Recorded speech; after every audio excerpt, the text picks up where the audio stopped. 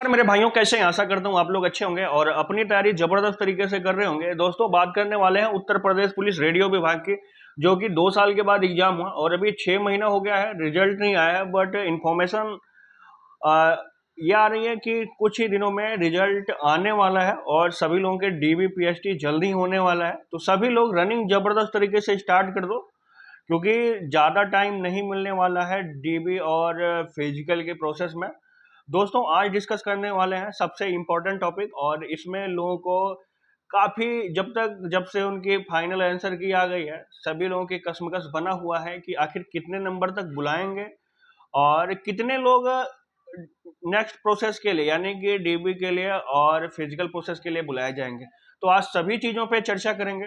Assistant भाई के operator वाले भाइयों के लिए बात करेंगे, वर्कशॉप स्टाफ वाले भाइयों के लिए बात करेंगे और हेड ऑपरेटर वालों के लिए बात करेंगे। तो सभी भाई वीडियो को पूरा देखिएगा और आपको जो भी इंफॉर्मेशन मिलेगी वो पूरे प्रॉपर तरीके से मिलने वाली है। तो चैनल को जरूर सब्सक्राइब करके रखिएगा और जो भी फर्दर इंफॉर्मेशन है आपको यहीं पे मिलने वाली है। दोस्तों बात करने वाले हैं, अब सभी लोगों की फाइनल आंसर की आ चुकी है और सभी लोगों ने अपने नंबर देख लिए हैं और कुछ लोगों के नंबर फाइनल आंसर की में एक दो क्वेश्चंस घटे भी हैं और बढ़े भी हैं, और नॉर्मलाइजेशन का भी थोड़ा सा इम्पैक्ट पड़ने वाला है, क्योंकि हेड ऑपरेटर में थोड़ा सा कम पड़ेगा, क्योंकि असिस्टेंट ऑपरेटर में ज़्यादा फालियों में एग्जाम हुआ था तो वहाँ पे 4-6 नंबर का अच्छा खासा वेटेज आ सकता है। और इसी तरीके से वर्कशॉप में भी ज़्यादा नहीं आने वाला है, 2-4-6 नंबर का भी आने वाला है, इससे ज़्यादा नहीं आने वाला है। तो दोस्तों बात करने वाले हैं कि कितने लोगों को बुलाया जाएगा नेक्स्ट प्रोसेस के लिए। तो इन्फॉर्मेशन ये है कि सभी तीनों डिपार्टमेंट में वर्कशॉप स्टाफ, असिस्टेंट ऑपरेटर और हेड ऑपरेटर तीनों में 10,000 लोगों को बुलाया जाएगा डीबी एंड पीएसटी के लिए। तो यानी कि 4 गुना अप्रॉक्स लोगों को बुलाया जाएगा और सभी डिपार्टमेंट्स में 4-4 गुना रहने वाले हैं। इस हिसाब से हेड ऑपरेटर के लिए अप्रॉक्स में 36-3700 लोगों को बुलाया जाएगा। इसी तरीके से 1000 लोगों को आपके असिस्टेंट ऑपरेटर में बुलाया जाने वाला है और आपको वर्कशॉप स्टाफ में बुलाया जाएगा।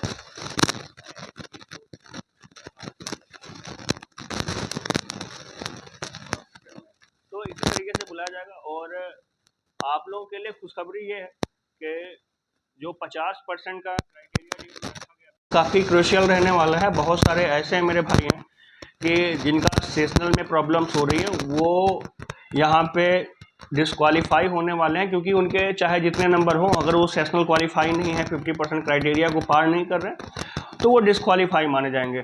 और मैं वादे के साथ कहता हूँ कि हेड ऑपरेटर में जिनके नंबर SC ST का, जिनका क्वालिफिकेशन सेशनल का वो पार कर लिए हैं, वो अपने आप को दौड़ करते रहें, क्योंकि उनके लिए सबसे इम्पोर्टेंट यही स्टेज रहने वाली है। और जिन्होंने सेशनल क्वालिफाई है वो लगभग 100% दौड़ के लिए बुलाए जाएंगे और आप प्रिपेयर करके रखो। इसी तरीके से ओबीसी और ईडब्ल्यूएस मेरे भाइयों का जिनका नंबर 105 प्लस है, तो उनको आपको बुलाया जाएगा, ये आप ध्यान रखिएगा।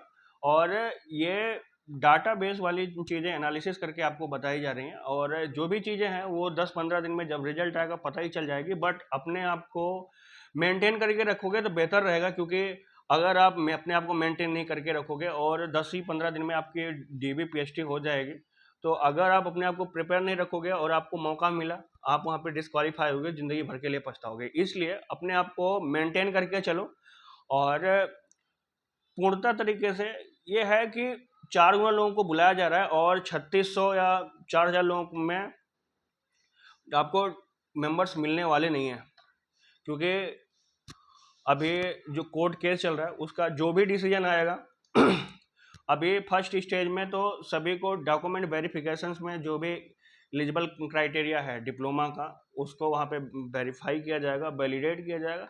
उसके बाद ही इन और आउट का प्रोसेस होगा, तो वहाँ के लिए लगभग सभी लोगों को बुलाया जाएगा। बट ये है कि जितने लोग हैं 3600 लोग या 4000 अप्रॉक्स में काफ़ी ज़्यादा संख्या होती है, तो उतने लोगों को बुलाया जाएगा और उसमें आपका नंबर आएगा। इसलिए आप अपने आप को प्रिपेयर रखो। इसी तरीके से जर्नल वालों में जिनके नंबर आपके 107 या 8 प्लस हैं, वह आप अपनी रनिंग को जम के स्टार्ट कर दो, आप भी बुलाए जाओगे 100% तय है।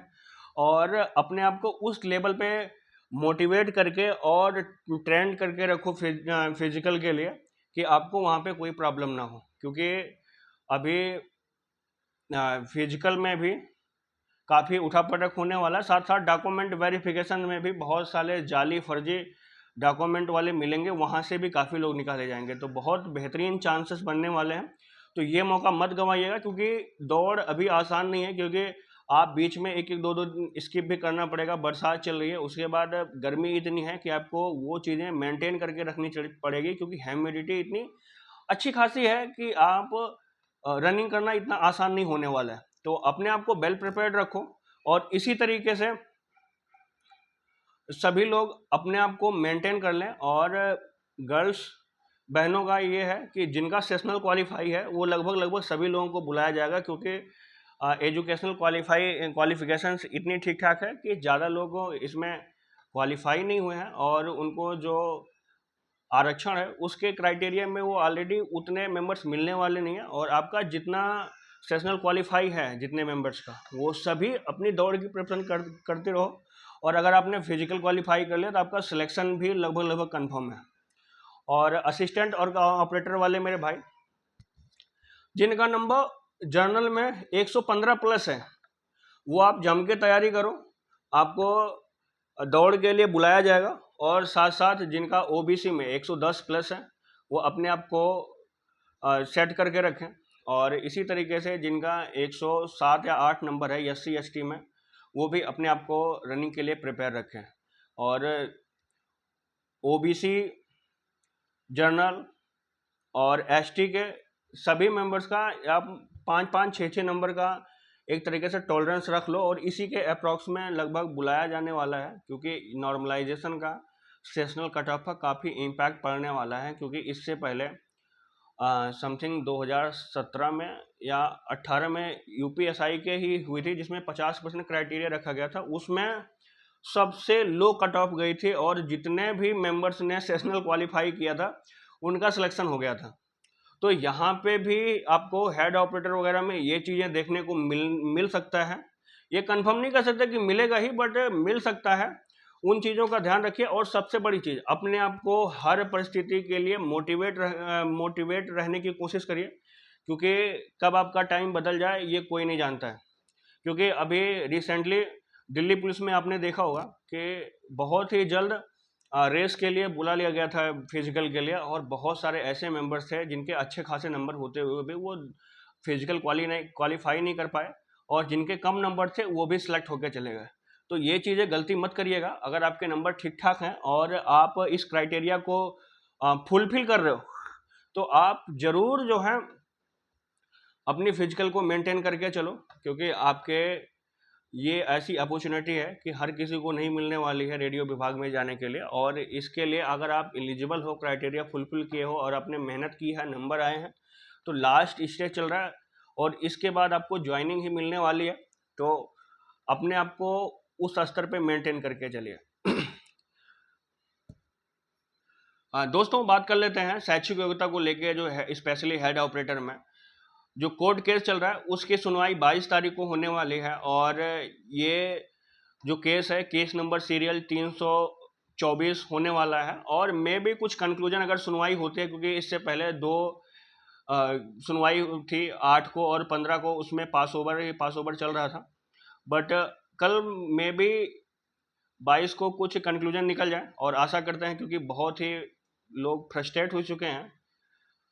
6 महीना एग्ज़ाम हुए हो गया, अभी तक रिजल्ट नहीं आया है, और इन सब चीज़ों को ज़्यादा झेलना या झिलवाना या चलाना बहुत ही ज़्यादा क्रूशियल होता है, क्योंकि सभी लड़के अपनी तैयारी कर रहे हैं। और अगर ये चीज़ें क्वालिफाई हो जाती हैं, जिनका सिलेक्शन होता है वो आगे अपनी ज्वाइनिंग करें, जिनका सिलेक्शन नहीं होता है, बहुत सारी रिक्वायरमेंट्स चल रही हैं, उसमें अपना फोकस कर पाएँ। क्योंकि इसकी वजह से मेरे भाई बहुत सारे लोग ऐसे हैं कि जो फोकस नहीं कर पा रहे हैं, और ये सबसे ज़्यादा क्रूशियल टाइम है सभी लोगों का। और कामना ही करते हैं कि जो भी डिसीजन हो, क्योंकि जो भी डिसीजन होगा संवैधानिक तरीके से होगा। जो नियमावली, नोटिफिकेशन, रूल बुक्स में जो चीज़ें डिफाइन है, उन चीज़ों को वैलिडेट करते हुए जो है उन चीज़ों पे डिस्कशन करते हुए जो भी निर्णय आएगा वो जल्दी से निर्णय आ जाए, और सभी लोग जिनको जिनको एलिजिबल किया जाए ठीक है, नहीं एलिजिबल किया जाए ठीक है, और जिनकी क्वालिफिकेशंस है वो सभी जो है जल्दी से सारी चीज़ें हो जाएं और सभी लोगों को ज्वाइनिंग मिले, क्योंकि बहुत ही लंबा टाइम हो चुका है।